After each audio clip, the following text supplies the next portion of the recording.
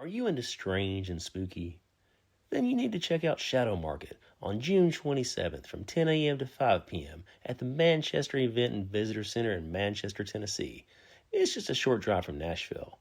Shadow Market's a living tapestry of gothic goods, high fantasy, horror, dark art, oddities, and all things wonderfully weird. Pre-purchase tickets are just $11 or $15 at the door on the day of the event. You can purchase tickets and vendor booths now at shadowmarketus.com. Again, that's shadowmarketus.com.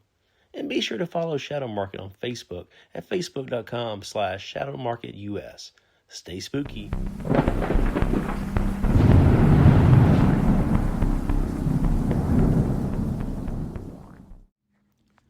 Welcome back to Southern Ghost Stories. I am the American Haunted Historian, Alan Searcy. So right off the top, my next big event is going to be CreepyCon in Knoxville, Tennessee. It's July 31st through August 2nd. And it's one of the largest horror conventions in Tennessee. And I'm looking forward to the event.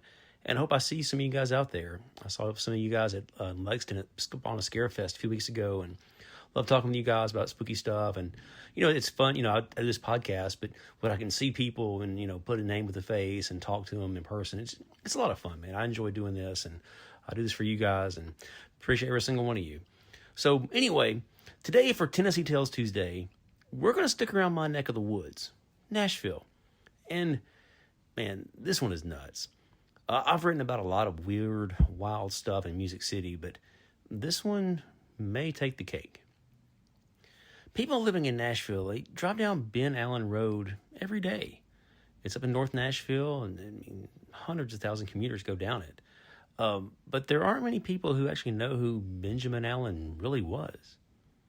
Hopefully today I can shed some light on him and how he was one of the most eccentric men in not just Nashville, but all of Tennessee in the late 19th century. And to understand Benjamin Allen, we first need to understand the family that built the strange world that he lived in. At the beginning of the Civil War, Joseph Allen was a very, very wealthy man. He was born into privilege and he was gifted with a sharp business mind. Joseph Allen had become successful as a cotton broker and a banker in New Orleans. But the nation descended into war. Uncertainty swept through the South. Joseph gathered his wife Margaret and their two young children, Kate and Benjamin, and they left Louisiana. And the family soon settled in Nashville. And unlike many who emerged from the war financially ruined, Joseph Allen actually thrived. Using his business connections and considerable wealth, he helped establish the Nashville Gas Company and became one of the founders of Third National Bank. By the late 1860s, Joseph Allen was one of the city's elite. In 1869, Allen decided to construct a really nice house that was worthy of his status. It was on Spruce Street, which is today in Nashville, it's 8th Avenue South. He built an elegant red brick Italianate townhouse that quickly became one of the city's showpieces. The home reflected not only wealth, but also the personality of its mistress.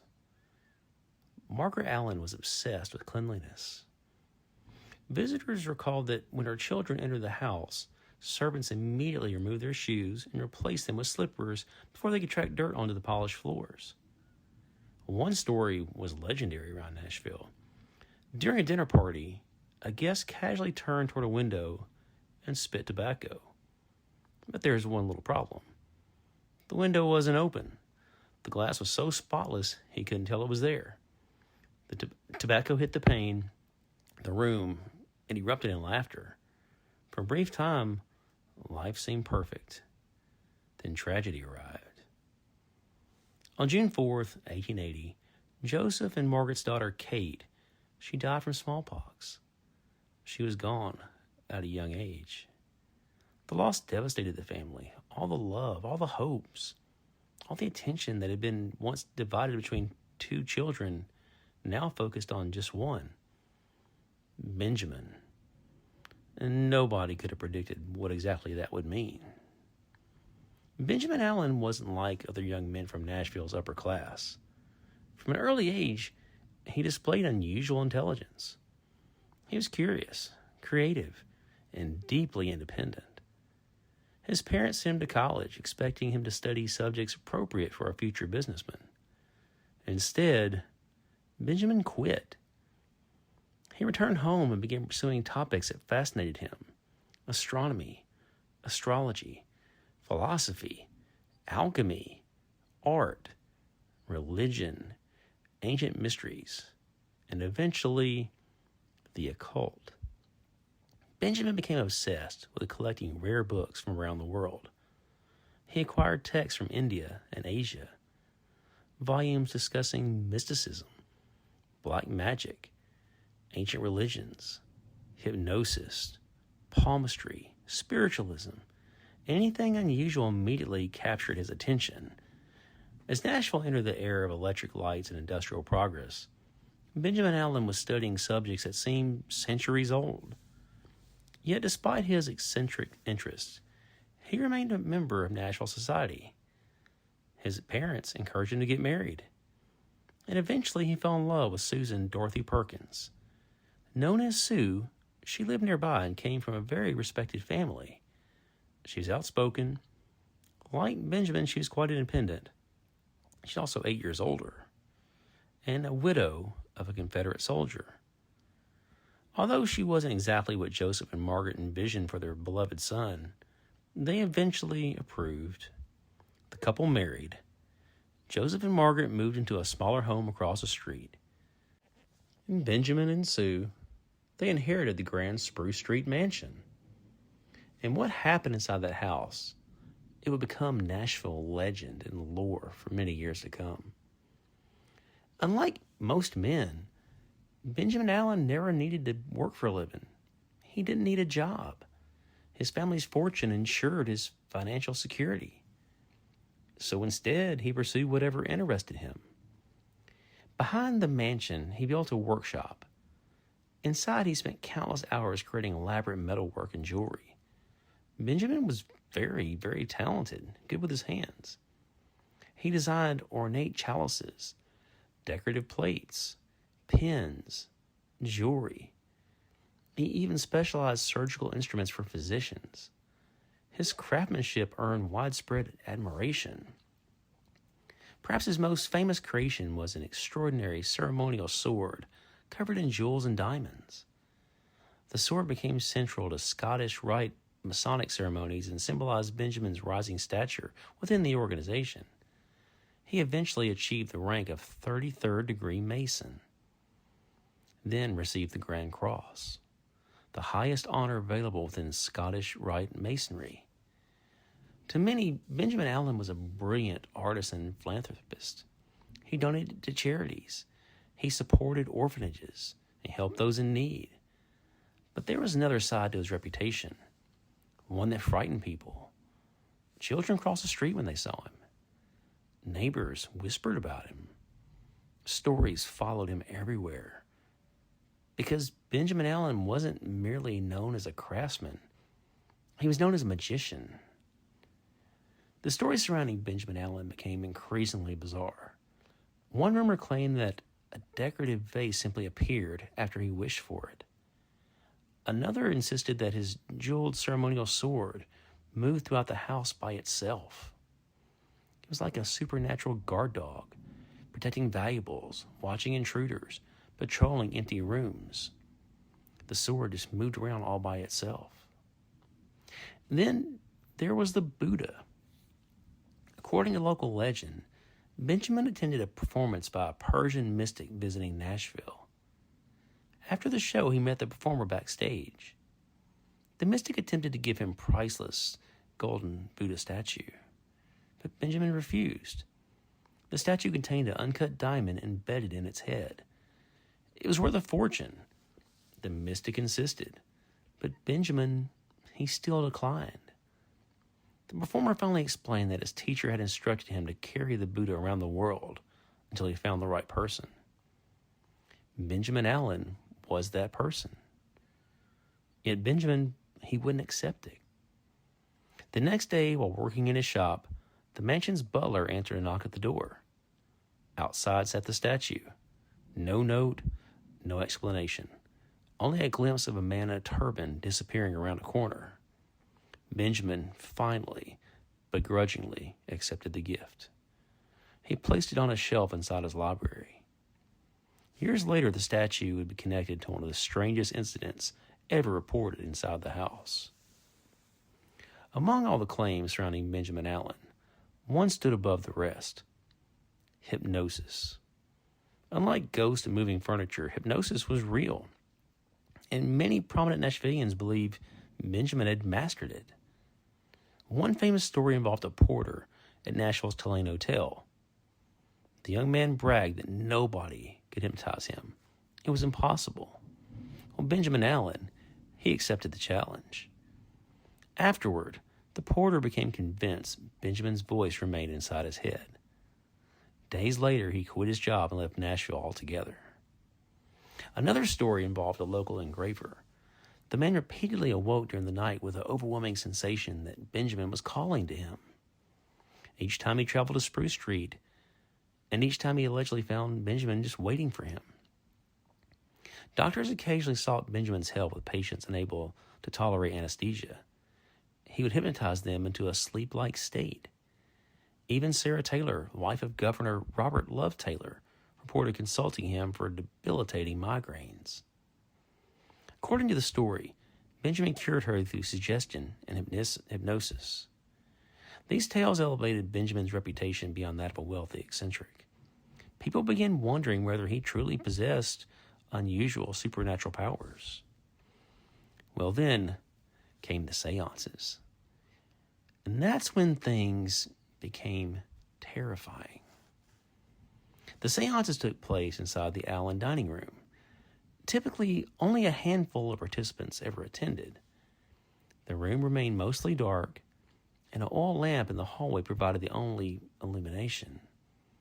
Everyone sat around a circular table, hands joined, waiting. Oddly enough, Benjamin didn't always lead the sessions. Sometimes he wasn't even present. His wife, Sue, served as the medium. When preparations were complete, Sue would summon what participants called the thing. Witnesses described feeling a sudden rush beneath the table. Something moved between their legs, something unseen, something compared to a cat. Others said it was like a dog. Still others said it felt like an arm moving independently, without a hand attached.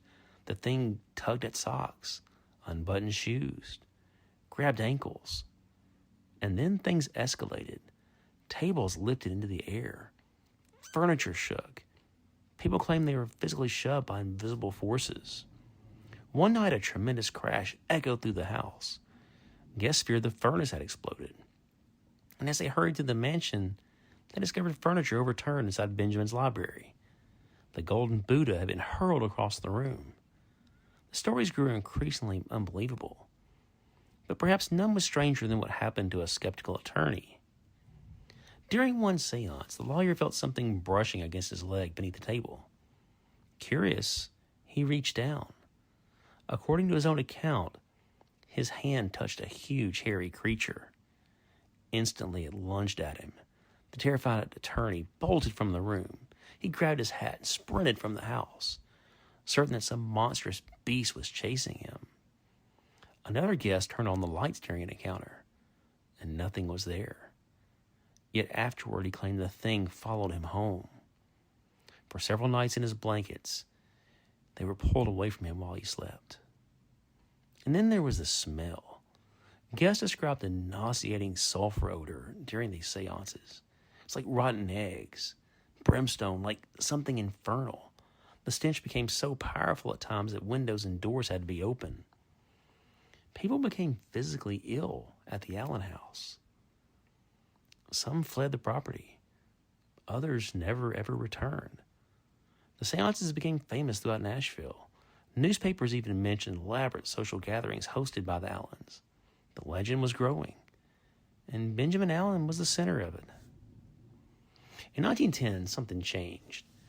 Benjamin suddenly became gravely ill. Doctors examined him. Specialists in Nashville looked over him. Specialists in Chicago, they examined him too. Nobody could determine what was wrong. Allen's condition steadily worsened. On July 13, 1910, Benjamin Allen died. He was 56 years old. His official cause of death was later listed as brain fever, but Nashville immediately began talking. People remember the séances, the hypnosis, the occult books, the dark arts. Some concluded Benjamin had paid a terrible price for the powers he pursued. Whether fair or not, the rumor spread quickly. And then came the funeral, one of the most unusual funerals Nashville had ever witnessed. Benjamin's Masonic status guaranteed a remarkable farewell. Near midnight, 6 white-clad Masonic knights carried his coffin into McKendree Methodist Church. 3 candelabras surrounded the casket.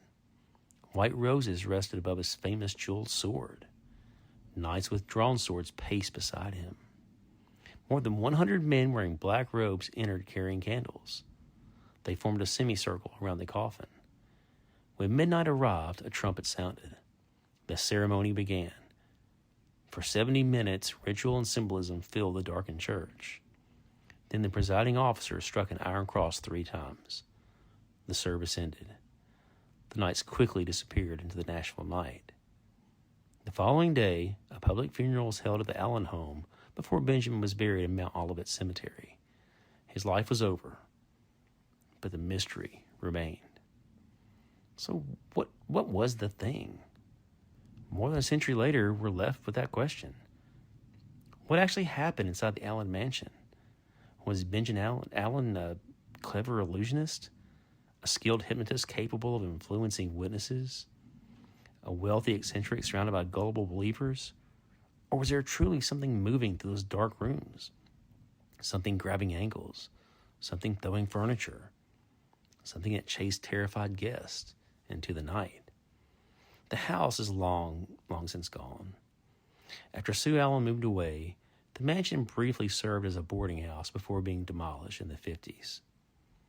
Today, where Nashville's most famous occultists once held seances, where a jeweled sword supposedly wandered room to room, and where the thing crawled beneath the dining table in the darkness, it's now a parking lot. The mansion's disappeared, the witnesses have died, the evidence has vanished, but the legend survives. And perhaps that's exactly how Benjamin Allen would have wanted it. So if you enjoyed this episode, check out my book, Southern Ghost Stories, Downtown Nashville. It's available on Kindle too, and if you have Kindle Unlimited, you can read it for free. And I actually have 4 books on Nashville. I have Southern Ghost Stories, Downtown Nashville, I have South Nashville, West Nashville, and also Opryland. So I had so many stories in Nashville. You guys know that's where I'm from. There's so many stories here. The history is so rich in Middle Tennessee.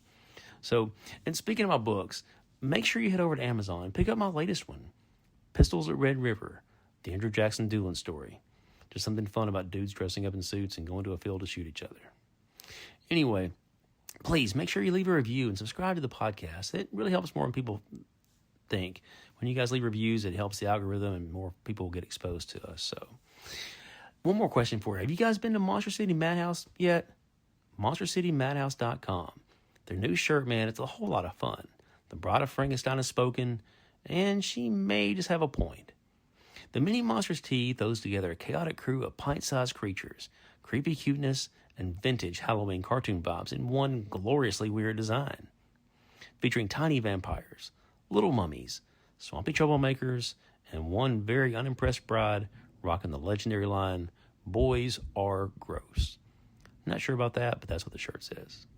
And you can use promo code SAVE10 to get 10% off your order. That's right, 10% off your order for using promo code SAVE10. It's over at MonsterCityMadhouse.com. And be sure to like Southern Ghost Stories on Facebook and Instagram. Send us your questions on our socials for a future Q&A episode. I love doing the Q&As, and I've got a few questions in reserve and plan on doing a Q&A episode here in a few weeks. So please get your questions in, or just comments, anything guys or something you want me to talk about, let me know. And don't forget the big shadow market coming June 27th at the Manchester Event Visitor Center in Manchester, Tennessee. It's just outside of Nashville. Shadow Market is a living tapestry of gothic goods, high fantasy, horror, dark art, oddities, and all things just wonderfully weird. Right now, tickets are $11, but they'll be $15 at the door the day of the event, so make sure you get your tickets now. You can purchase your tickets in vendor booths at shadowmarketus.com. Be sure to follow Shadow Market on Facebook, facebook.com/shadowmarketus. So thank you guys for listening to Southern Ghost Stories.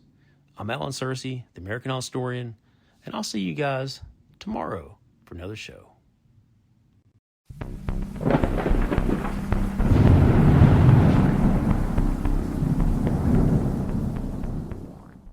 Monster City Madhouse, a year-round online store full of Halloween and classic horror shirts with an emphasis on the vintage look. Use code SAVE10 for 10% off your order. MonsterCityMadhouse.com. Free shipping and financing's available.